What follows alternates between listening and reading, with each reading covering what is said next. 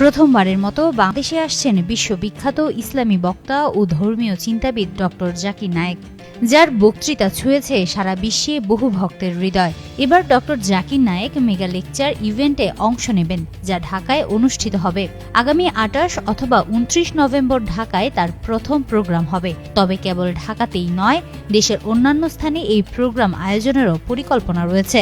Event ম্যানেজমেন্টের proprietor Ali রাজ আরও জানিয়েছেন, আগামী সোমবার এক কনফারেন্সের মাধ্যমে বিস্তারিত সময়সূচি এবং স্থান ঘোষণা করা হবে।